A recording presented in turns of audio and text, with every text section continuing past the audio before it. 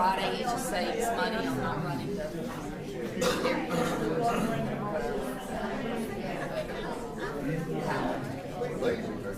So, and then my other son, he's here in town, he's an electrician. Yeah. Oh, I know. He got a degree, but he never wanted a job. He sat behind a desk. And so I got him into a program to get him certified, or get him, oh yeah.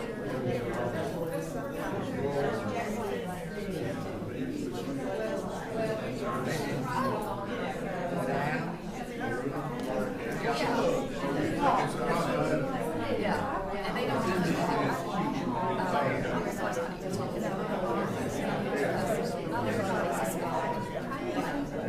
And they should preach back then versus some people go back here. Yeah, he went and wasted a bunch of money. There is a trouble with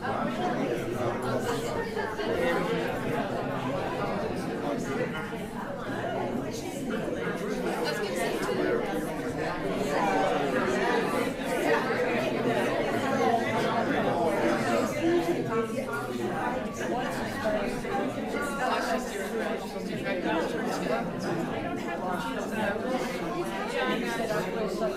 She's talking around your burger.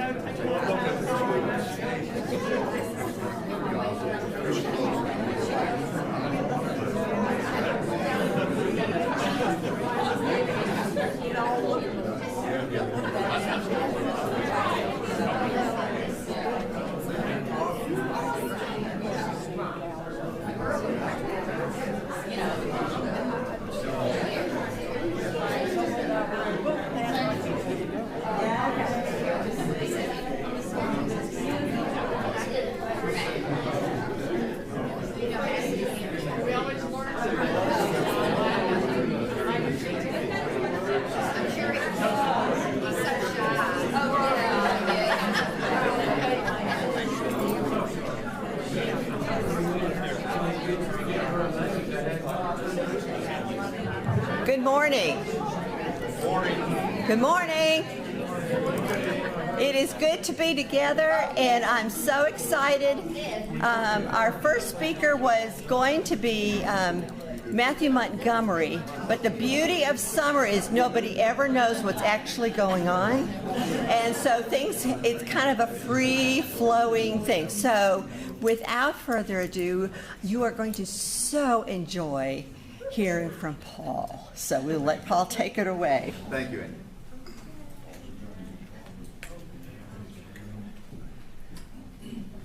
Well, I want to start by, well, first of all, I'm glad y'all are here. Thank you for being here.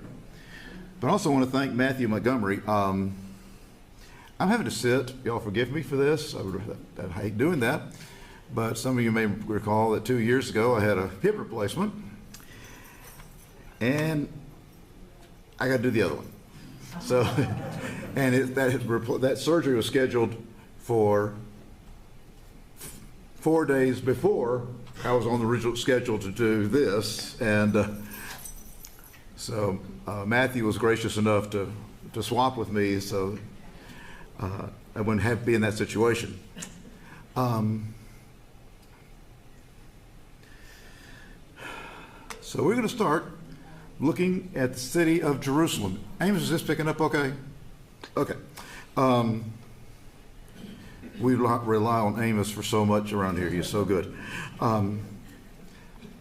Here's an aerial view of Jerusalem, and this is from the north.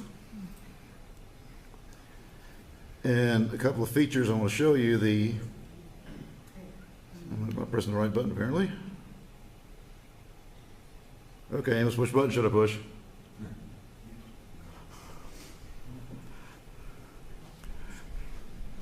Because it was working great for him a minute ago. Hey, y'all, you wouldn't believe what Amos and Jeff had to go through to get this thing going this morning. Nope. There we go. No, I don't want the laser point. There we go. Okay, cool, thank you. I mean, these guys are awesome. These guys are. All right. Here you see the walls of the old city, and we're going to pretty much stay in or around that area. The Temple Mount, and to the east, the Mount of Olives, the Judean wilderness behind there, and that actually, that little blue line there is the Dead Sea. Just to give you an idea of what the different elevation can make, Jericho is, as the crow flies, about 9 miles from Jerusalem. Now, it's not 9 miles to drive because they had no such thing as a straight road in Israel. You're going back and forth all over the place, about 15, 16 miles. But the average temperature difference is about 15 degrees. Just because Jerusalem was so much higher. I'd taken a group from First Methodist on a, well, it was a mission trip, study trip, combination back in back in 2000. And we had spent the day in the Dead Sea area, Qumran, Masada, places like that, and drove up to Jerusalem and stayed at this little, wonderful little European-style hostel in the village of Beit Zahor, just outside Bethlehem. Sweet, delightful little Arab lady who was our hostess. And we're getting ready, you know, she feeds us, we all go to bed, and she says, "Do you want blankets?" And we're like, "We've been out in 100+ degree heat today. No, we don't want blankets." Middle of the night, we are grabbing those blankets and closing windows. We are freezing. So it's quite the contrast throughout the land. This next one is a view of a model of Jerusalem from the 1st century, as it appeared in AD 70, which was when the Romans destroyed it. This wall back here did not exist in the 1st century. I mean, in the around 40, when Jesus lived there, it was built later. But still, a lot of the features, the temple was still the primary feature of the city. And we're going to spend most of our time in here going east to west in Jerusalem, and then some north to south. Here's another aerial view. This one from the south. Again, you can see the temple's very prominent. And this little area down here, this is kind of a tongue. That is called the City of David. That was where the original city of Jerusalem was. It was when David lived there, it was very small, just a few acres. And it didn't expand into the north until Solomon, of course, built the temple, which is up on this site right here. We're going to look at that a little more closely. All right.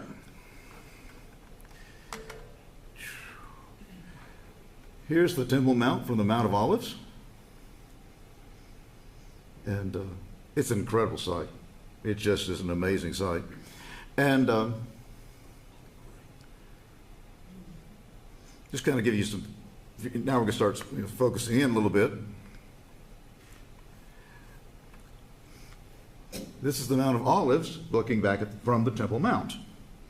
And you've seen that cemetery you saw in the last picture. This is the largest cemetery on earth and is the oldest continually used cemetery on earth. There are tombs in this cemetery that were over 100 years old when Jesus saw them. There are still burials in that city, in that cemetery today. The reason is there's a belief in Judaism that those buried on the Mount of Olives will be raised first when the Messiah comes. So they want to be first in line. Incredibly expensive. Now we're going to focus in on this church right there. Beautiful little, it's a small little chapel. It's called the Church of Dominus Flevit, which is the Latin for Our Lord Wept. This is the traditional site where Jesus wept over the city of Jerusalem, as you recall, on Palm Sunday. It's a beautiful little chapel, and main reason I wanted to show it to you is right next to it is there's a feature that has nothing to do with the chapel. It's this. And what happens is this was a hillside with a small opening that collapsed over the centuries. And when we give it gives us a very good view of a first century tomb. Now, this style of burial is only used for about 150 years. And Jesus lived smack in the middle of it. And all the descriptions in the Gospels fit this style of tomb perfectly. And they have three main features. The body would be brought into the tomb, and I'll show you some openings in a second. It's very small, very small. And laid on this shelf right here. It's called an arcosolium.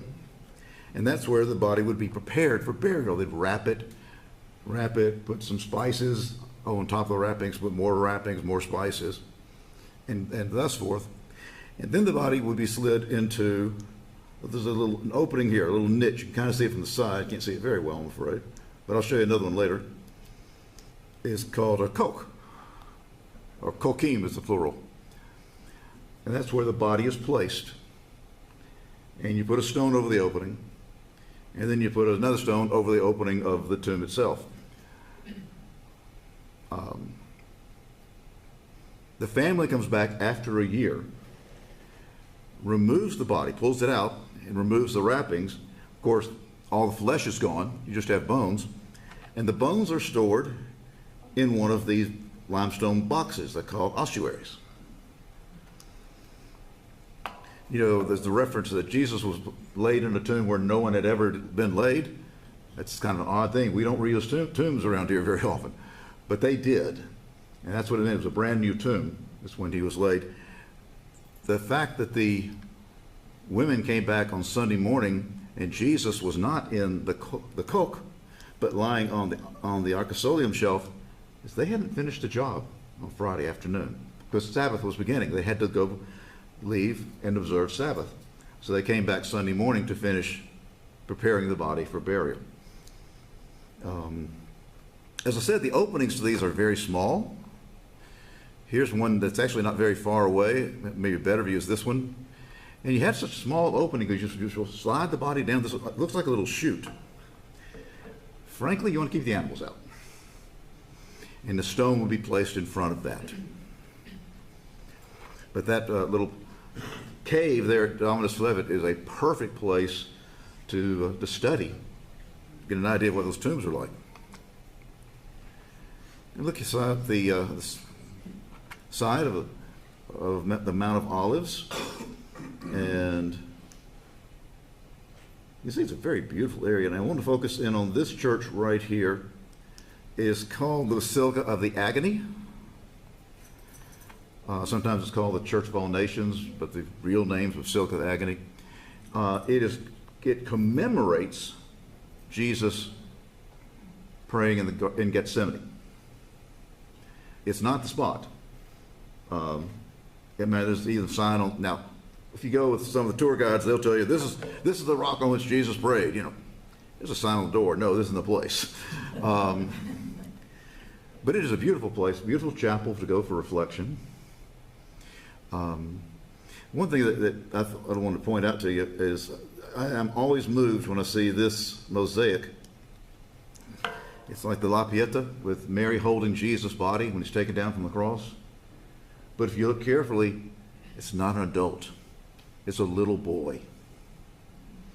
Because for Mary, that wasn't the Messiah or the Savior who died on that cross. That was her little boy. And it's really heart-rending. It's a beautiful image, but it is very touching. So some of y'all have been when I've talked about the first Holy Week, and kind of point out that there is no reference in any of the four Gospels to a Garden of Gethsemane. Matthew and Mark refer to a place called Gethsemane. Luke says they went across the Kidron Valley, and this is across the Kidron Valley. And John says in that place there was a garden. And we have smashed all those together to say Garden of Gethsemane. Well, there is a Garden of Gethsemane now because the Catholic Church built one. It's really beautiful. Very lovely ancient olive trees that there's these olive trees are hundreds, if not thousands of years old. But it is a beautiful place to reflect on Jesus' sufferings that night. A little bit away from there, if you go just a little bit to the north, this church is one of two churches in Jerusalem that are supposed to be the tomb of Mary.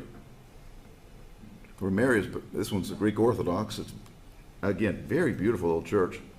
Unfortunately, it floods often because the Kidron Valley floods on it usually once or twice a year because it is, but when it does, the church goes downhill from here. I mean, the church goes down steps. So the water's just going to fall, water's going to go downhill. But it's lovely. This little narrow passageway is what I want you to see because it leads back to this door. And you can see above it, it says Gethsemane. And this is probably the actual place where Jesus was arrested. And the reason we think so, I got other things that show from the side, don't I? Looking from the side of this one, this is the focus of an olive press. The word Gethsemane in Aramaic means olive oil press.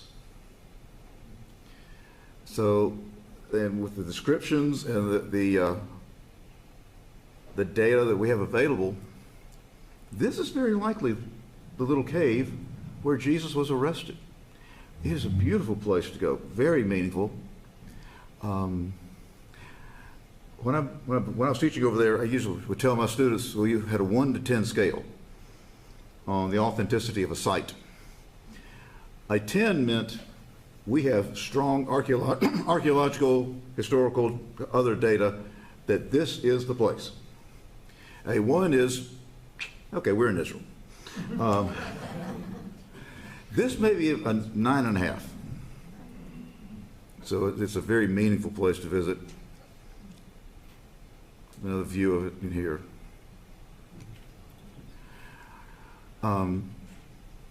Now between this grotto and the church, before I showed you before, you saw it's part of the garden.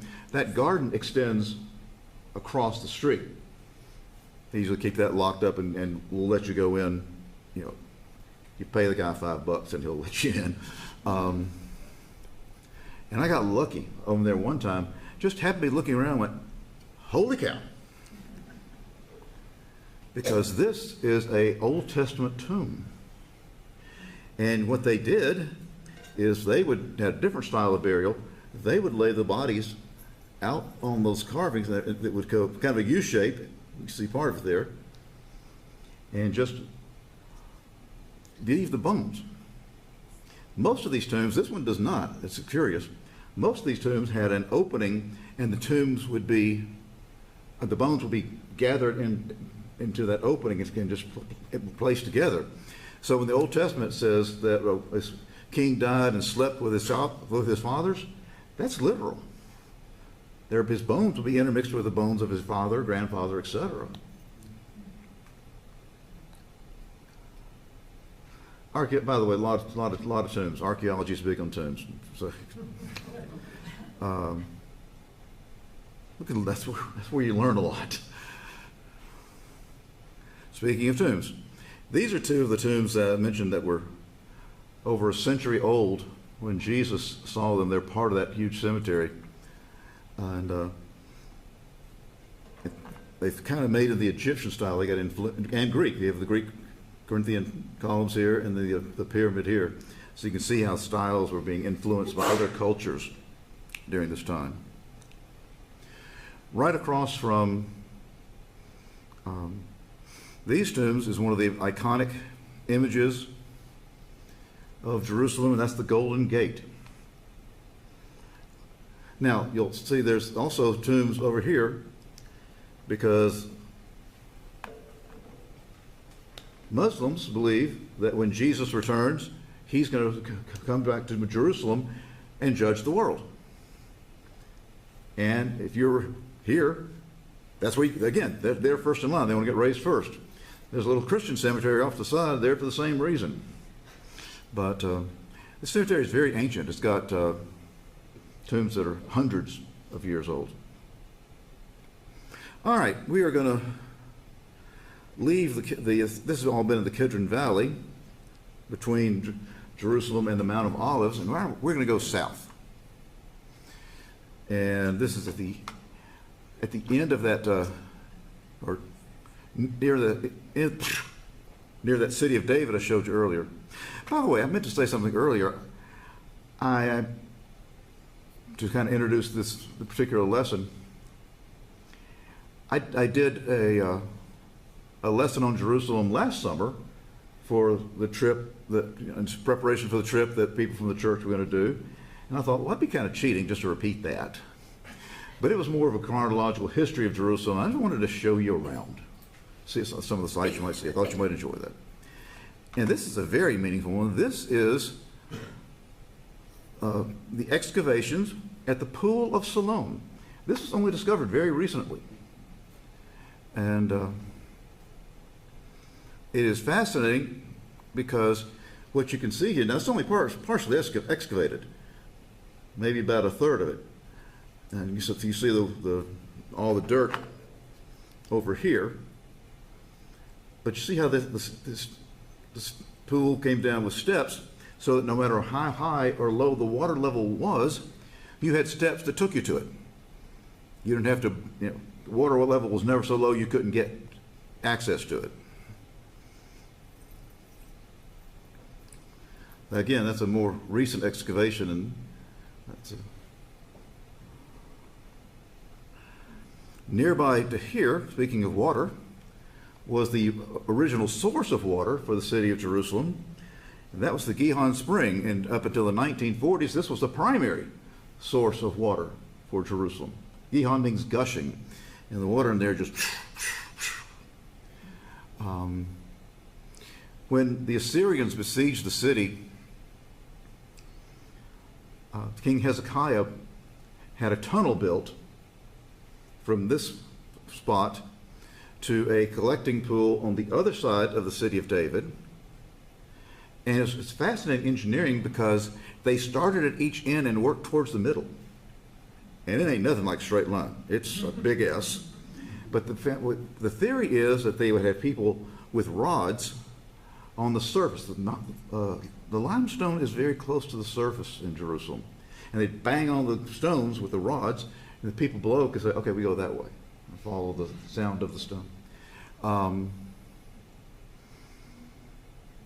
I got to walk it one time. I've only had one opportunity one time. I'm glad I got to do it, but it can best be described as this way.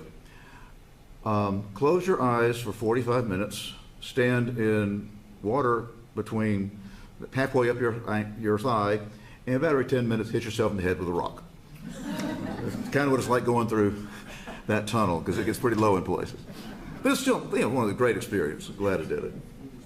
Just above this spring is this structure. Very mysterious. It's called the Step Stone structure. And this is an archaeological jumble. There are parts of it that date to the wall that Nehemiah built when the Jews returned to Jerusalem from exile in Babylon. There are parts of it that date to the time of David, and parts of it that predate David. It's a fascinating structure. And fairly close to it is this church.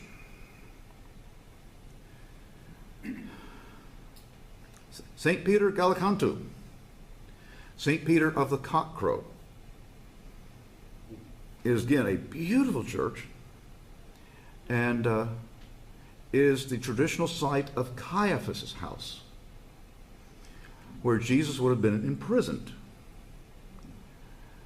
Now, a lot of people, a lot of archaeologists, oh, this is a legend. We can't prove it. No, on the scale, it's probably a 3 or 4. I don't know. But it does have something that makes me think it might just be the place. It has a dungeon in the basement. And what they would do is they would see these holes here, and there's holes below. They would tie the rope so they could tie the prisoner up and sort of leave him dangling there. And can you see the carved out buckets? The belief is that they would have water in one of those buckets and hot olive oil in the other. And they would dip the whip into the water to make it tight, and then strike the prisoner's back, and then dash the hot olive oil on the wound, which accomplished 2 things. One, it hurt, it burned, but secondly, it closed the wound. And so you could continue to torture them longer. Not a lovely place, but quite possibly where Jesus was kept after his arrest. We're now going to move up to the southern end of the temple, and this is a fun one. This piece of stone here is lying right where it fell in AD 70 when the Romans destroyed the temple. And it fell from the pinnacle of the temple. Remember the story with Jesus and Satan? He tempted at the pinnacle. And the reason we know it's the pinnacle is this carving right here. Now this piece is a concrete reproduction. The original has been moved to the Israel Museum. The rest of this is the real thing, with this concrete part here. But it says, reading right to left, to the pinnacle of the temple to declare, and broken. That's where it breaks. But Josephus tells us that priests would climb up to the pinnacle of the temple at the beginning of Sabbath, at the end of Sabbath, and beginning of any festival such as Passover or Pentecost, and blow a trumpet to announce it's now Sabbath, and it would be blowing towards the city. So this is the spot where they would blow it. I used to wonder what it meant that the Romans burned the temple. That really confused me, because the temple was made of limestone. How do you burn stone? Turns out that you heat limestone hot enough, it'll burst. So what they did is all the way around inside the walls, they set fires so that when the limestone burst, all the walls above them came crashing down. And this piece is lying right where it fell almost 2,000 years ago. A few steps away is, here we go. This corner, this is right below the pinnacle. And this illustrates one of my favorite verses, well, one of my favorite fun verses in the Bible, even though it's not a fun story. But it's from Mark 11th chapter, where the disciples turn into Gomer Pyle. Because they say, Master, look at all the big buildings and all the large stones, But they're right. They're absolutely right. They're huge. We started off with a picture of the pyramids in the beginning. The largest stone, the Great Pyramid, is 50 tons, and there are stones in this temple that are over 200 tons. And they're placed with no mortar. They're simply there.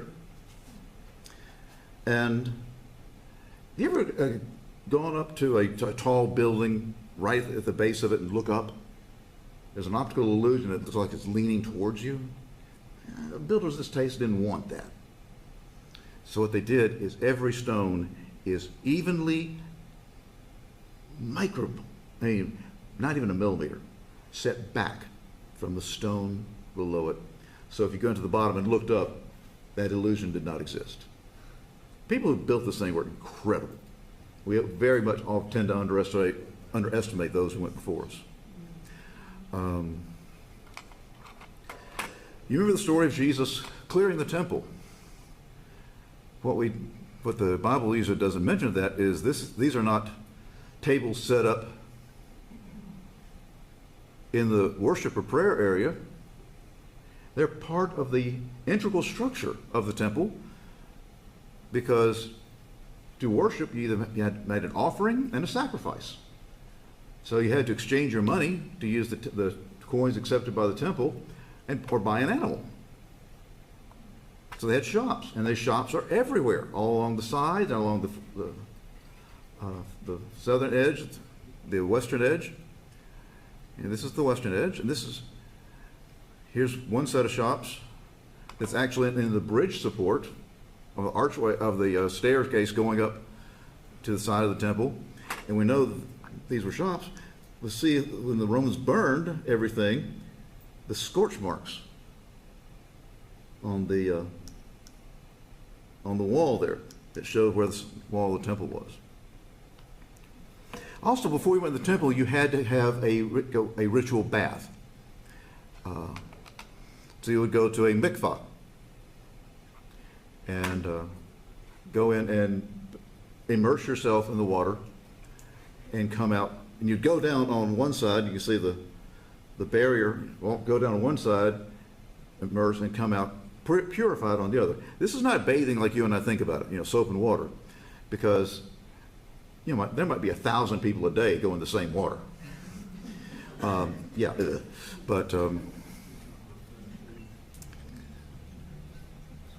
This was a purification ritual. Modern especially Orthodox Jews still do this today. There's the synagogue on Overton Road, I think the one being rebuilt, has one of these in the basement. It's huge. Down on the southern end of the temple are these steps. Now, on the scale of 1 to 10, these bad boys are a 10. People say they want to go to the Holy Land and walk where Jesus walked. There are at most maybe 3 places you can know with confidence that you're walking where Jesus walked.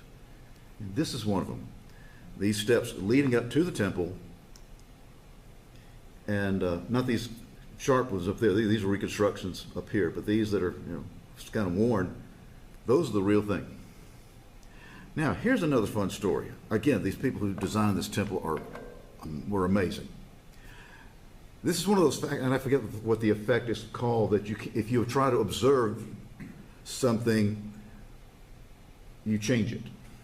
You can't observe this in yourself. You have to watch other people do it. And that is the fact that if someone's going up a flight of stairs, our tendency is to pick up our pace so that our rate of forward motion does not change. Okay, my tendency is I'm not doing that. Mine slows down with going up steps, but I'm an exception. Well, the people who built the temple didn't think that that was a very respectful way to approach the house of the Lord. So what they did, you'll notice there's a long step and a short step. Long step, short step. And unconsciously, it slows you down. Again, you don't think about it. It just slows you down. And you approach in what they considered a more reverent manner. All right, let's move up north on the, almost to the, the northeastern edge of the temple, not the Temple Mount, but the old city, is this great gate. It's called St. Stephen's Gate, or the Lion's Gate. And it's one of the main entrances into it's the beginning, it's almost the beginning of the Via Dolorosa. A couple of things about this picture. Look at those palm branches.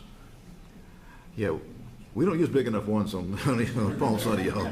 These things are huge. But just a fun story.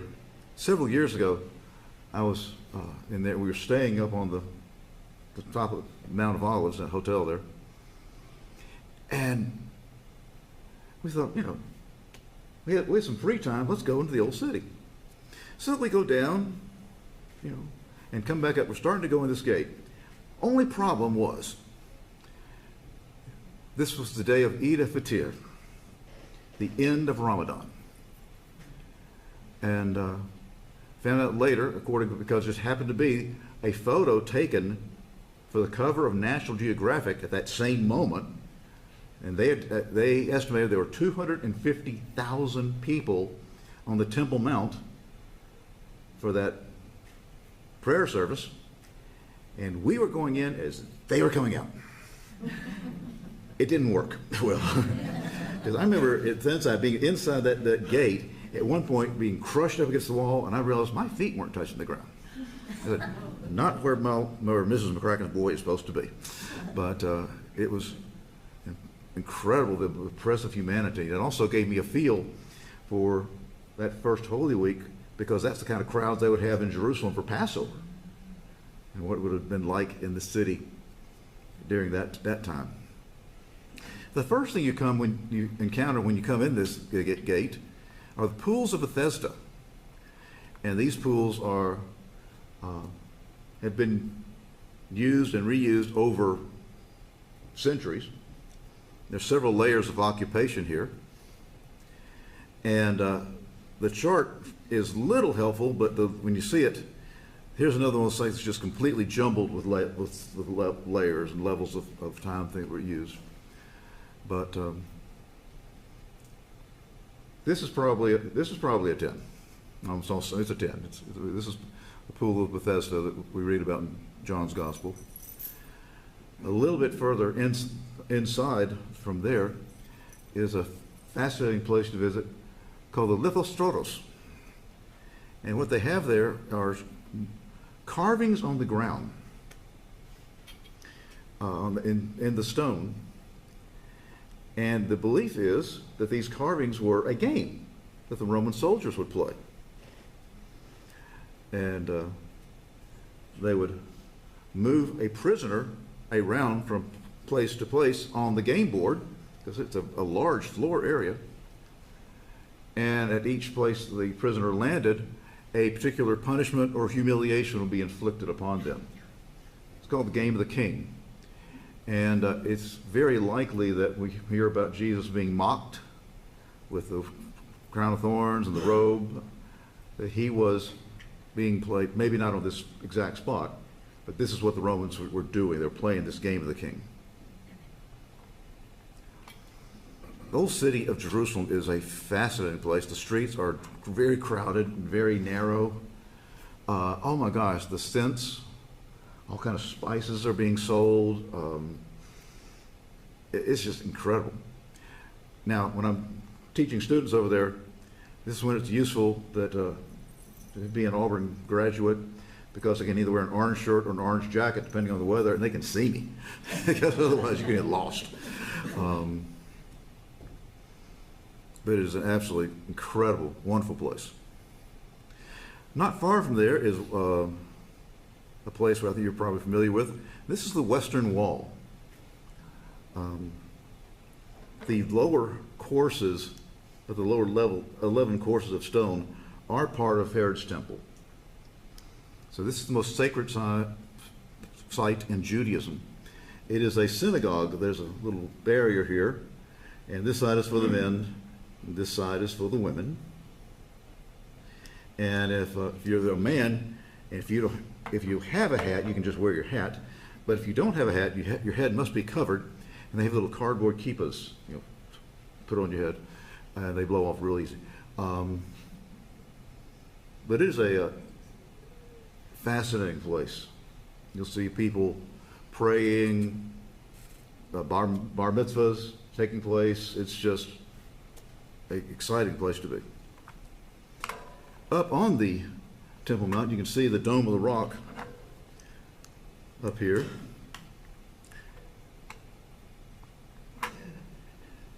It's a good view of the Dome of the Rock.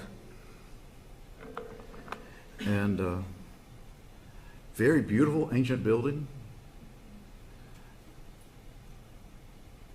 Yeah, it is called the Dome of the Rock because inside it there is a rock. Jews believe that on that stone was where Abraham was going to sacrifice Isaac before the angel stopped him. In the Muslim tradition, it was going to be Ishmael. But Muslims also believe that it was from this stone that Muhammad wrote a horse on a night vision up into heaven. So this is probably the third most sacred site in all of Islam. The man standing in front is a guy named Lean Rittenmeyer. He's an Australian.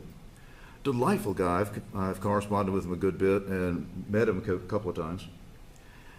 And he has, he knows the Temple Mount probably better than any human on earth. He's absolutely brilliant and has studied this so carefully.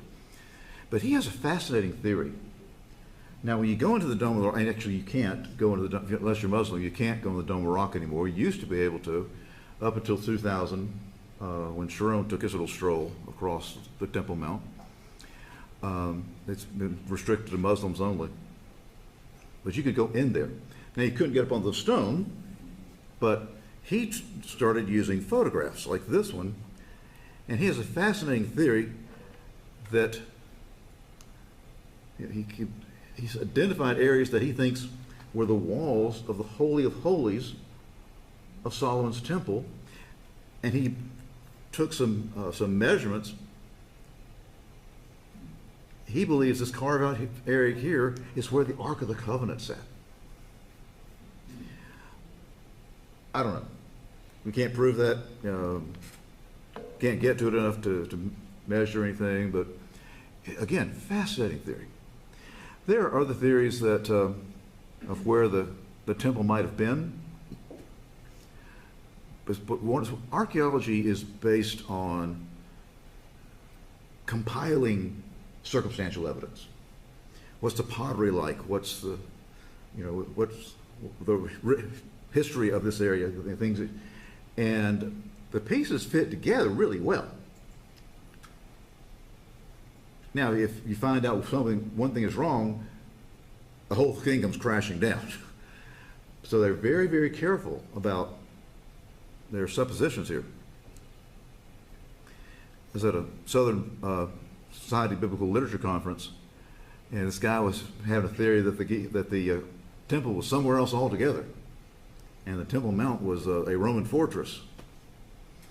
And some of the things he used to try to back up his theory, were so far out of standard thought. I had to tell him, I don't think you grasp just how far out on a limb you are historically, because he had things that were just wild. But anyway, very likely this is exactly where both the temple built by Solomon and the one built by Herod stood.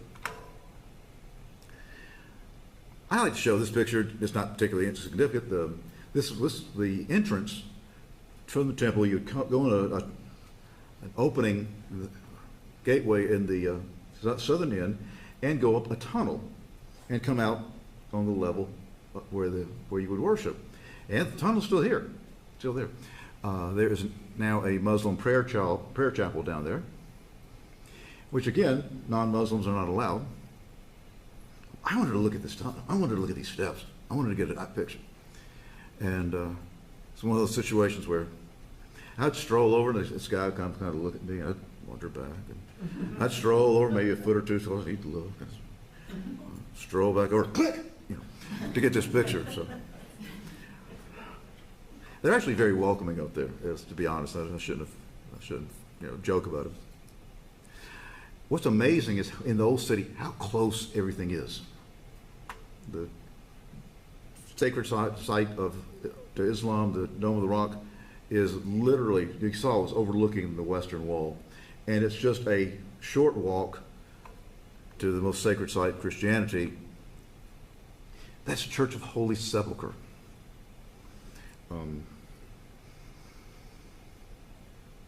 This is the church as we exist today is a reconstruction of it was primarily done by the Crusaders and has not been changed really at all, with the exception of maybe adding electricity. You go in the door. There's only one door. There's a story there, but if you go in this door and you turn to the right, there's some.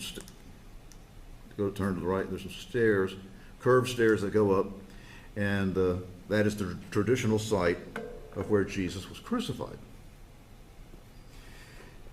That's we're getting into the ones and twos. Been almost impossible to climb up on this limestone hill without, and put a cross up there. Also, the Romans didn't want to cross up on a high hill where everybody could see it. There was a roadway right outside this area, and they wanted to cross right down, not high in the air like you see in all the movies and paintings, but boom, right in your face. And so they believed strongly in the deterrent quality of capital punishment. And mess with us, and this will happen to you. So, I don't know. We don't know where the actual crucifixion was. I think it's just as likely in this courtyard as anywhere else, but we don't know. One of the, as a Christian, embarrassing features of this church, there are 7 Christian denominations who claim ownership of or at least part of this building.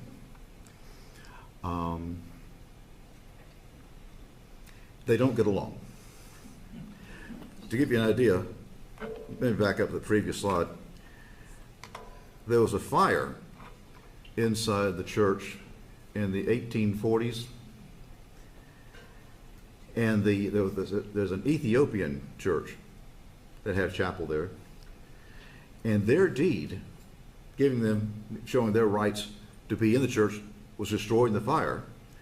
So in a great show of ecumenicalism, the other 6 denominations got together and kicked them out. So the Ethiopians said, we're not going anywhere, and they built a chapel on the roof. And it's just like, yeah. But to give you an idea of how, a couple of stories. I mentioned there's only one door.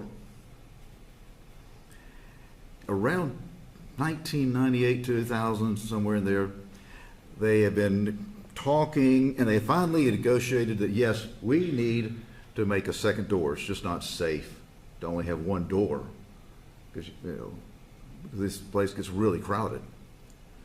They have not yet agreed on where it should be. But to give you an idea, you can't change anything unless everybody agrees on it. That ladder has been there for over 150 years, but you can't move it.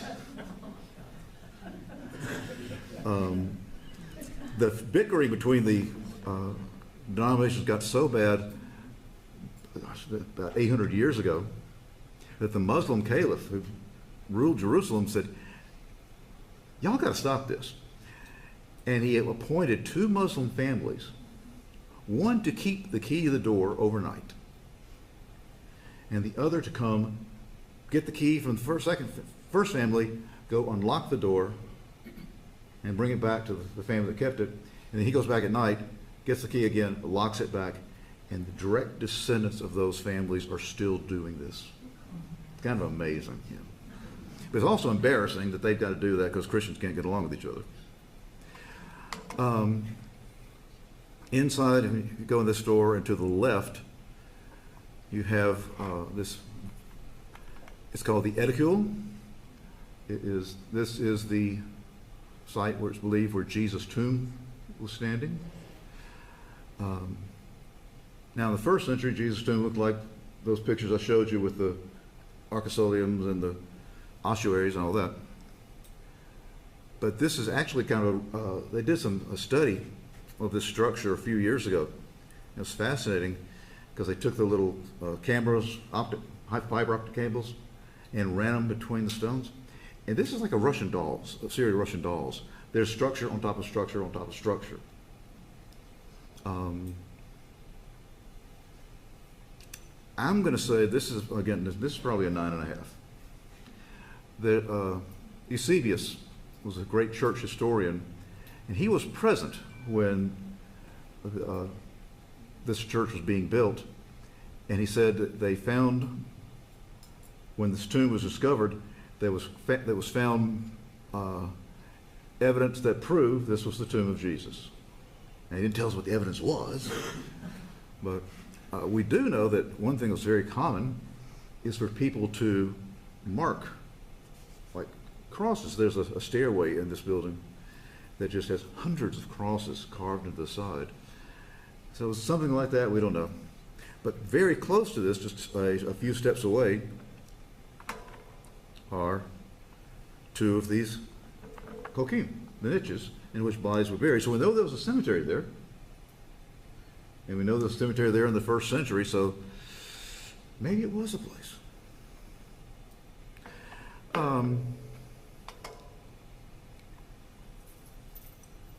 This was just kind of fun. This wall is just kind of going through the old city, was built by King Hezekiah, although there's some new evidence that may have been built a little earlier than we thought. That's one thing in archaeology. You can have a belief that it gets upended the next time somebody puts a shovel in the dirt. And so archaeology must remain flexible. I always would tell my students, if they would ask an archaeological question, that the answer to every archaeological question has a preface that we don't use, which is, we do not know for certain, but to the best of our understanding of current knowledge, that we believe that this. And so this we thought was Hezekiah's wall, and may be a little earlier, but we know it was destroyed by the Babylonians because they found arrowheads, Babylonian arrowheads all around it from the siege of Jerusalem.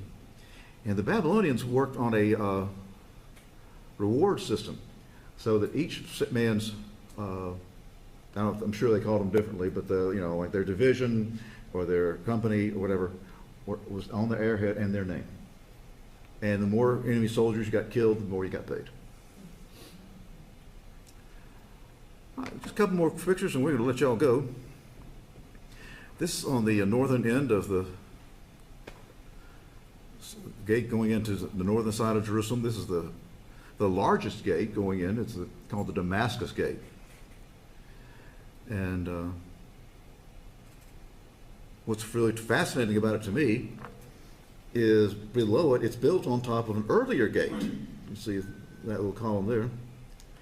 That was built in 143 AD. Because remember, Jerusalem was totally destroyed in AD 70. So for 70 years, Jerusalem for all practical purposes, it didn't exist. It was a pile of rubble. And the Roman Emperor Hadrian came in, same guy who built the wall, England and Scotland, rebuilt the city and named it Aelia Capitolina. And it kept that name until the Byzantines came into power. But one thing I want to show you to close out is what Hadrian looked like. Does that not look like Sam Williamson? I mean, Sam's got to be descended from this guy. There's no way he's not. All right, y'all, thank you so much for being here. When we get done, we encourage you to make your way to Canterbury Center for today's worship service. And next week, Hill Carmichael, it's going to be good. So, Annie, I'm turning it back to you. Thank you. Thank you so much. Oh, thank If you have not had a chance to sign in your attendance, please do so on the table back there. And if you know of somebody who's interested in leading a small group, you lead a small group. We are having a small group and Sunday school leadership training on June the 11th, which is a Tuesday, one at noon and one at 6 p.m. Free food. We're trying to present the new material and just to give some guidance over the years, and plus just getting to know one another. So and encourage one another. So both of those things. So if you will take the time, I greatly appreciate it. And other than that, go in peace and be loved. Yes. Thank you all.